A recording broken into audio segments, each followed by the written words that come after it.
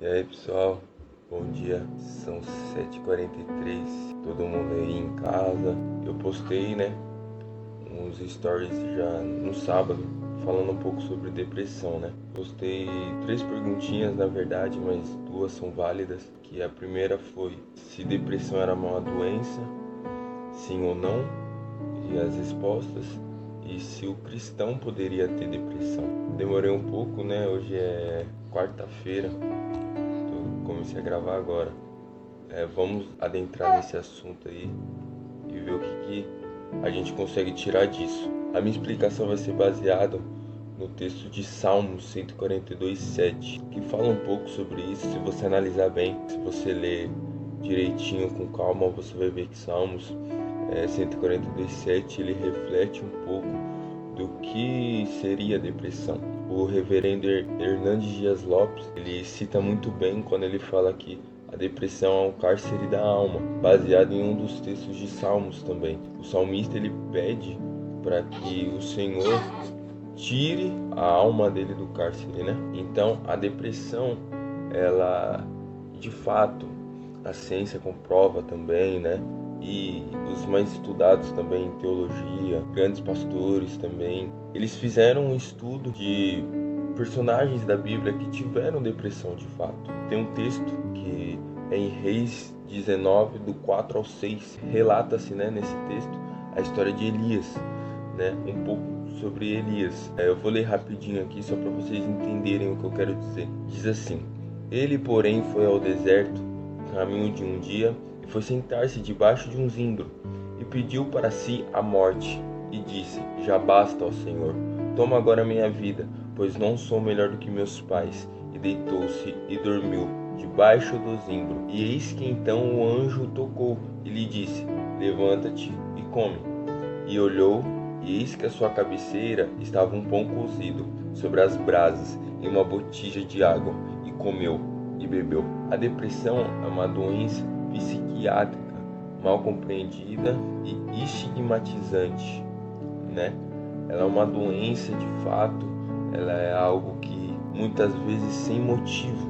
Algo aqui que tem que ser definido é que depressão é muito diferente de tristeza.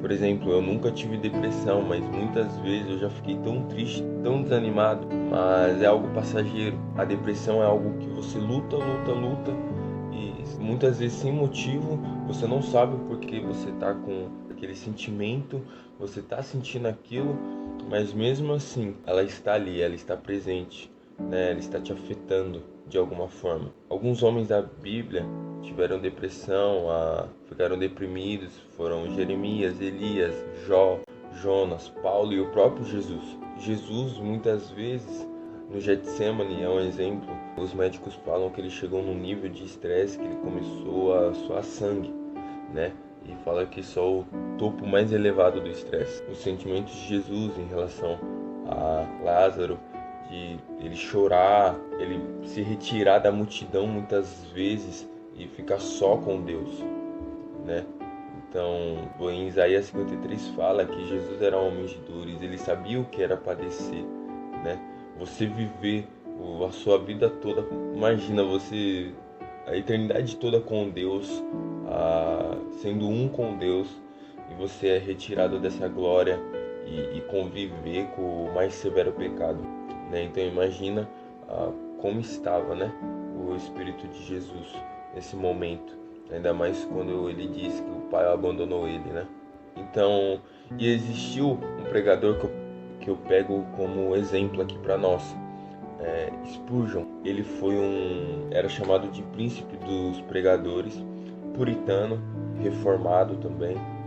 Ele tem algumas frases dele em que ele lutou a vida dele toda contra a depressão, O ministério pastoral todo, ele era pastor e ele sofreu o tempo todo com a depressão, E ele diz que é sem causa muitas vezes. Tem uma frase que ele diz assim: de coração envergonho-me de ter caído nisso, em desânimo, mas estou certo de que não há remédio contra ele como uma santa fé em Deus. Aqui na passagem de Elias nós vemos que, e eis que então o anjo tocou e lhe disse: Levanta-te e come. Nós vemos que primeiro Elias ele pede a morte, Ele diz, e pediu para si a morte. E Deus, ele não cuida de responder, né, esse pedido, mas o que ele faz? Ele dá provisão direto dos céus. E Spurgeon aqui ele define: não há remédio contra ele como uma santa fé em Deus.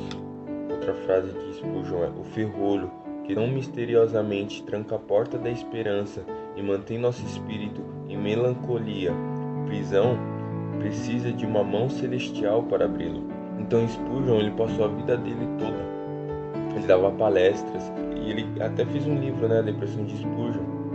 E lá ele conta como vencer a depressão. Com isso eu concluo, para você que está nesse momento aflito, para você que chegou até aqui e se interessou, eu concluo que a cura para a depressão é contemplar a glória do Senhor. E a partir disso, você consegue ser liberto. E como contemplar a glória do Senhor? Lendo as Escrituras, entendendo a vontade de Deus, entendendo a Gênesis, ele relata muito, né? Por que nós fomos criados, para onde nós vamos, qual é o nosso propósito aqui nessa terra. E muitas vezes pessoas lutam contra a depressão. Eu sei porque eu já conversei com alguns que não sabem a existência da vida, não sabem qual é o sentido da vida, não sabem o porquê que estão aqui, não sabem qual é o seu propósito, por que nasceram em tal família, não sabem se um dia vão constituir uma família ou não. E isso é muito triste quando a pessoa perde o sabor da vida, né? Perde o propósito da vida.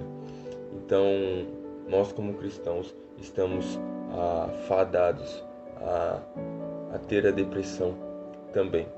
Por isso que eu peço e oro para que vocês se cuidem da alma, do espírito de vocês, dos seus sentimentos, contemplem a glória do Senhor. É aquela passagem de Paulo que diz para a gente andar no Espírito. Então deixe que o Espírito Santo guie. Não tente fazer as coisas com suas próprias forças também, que isso é triste. A depressão é algo muito sério, deve ser levado a sério.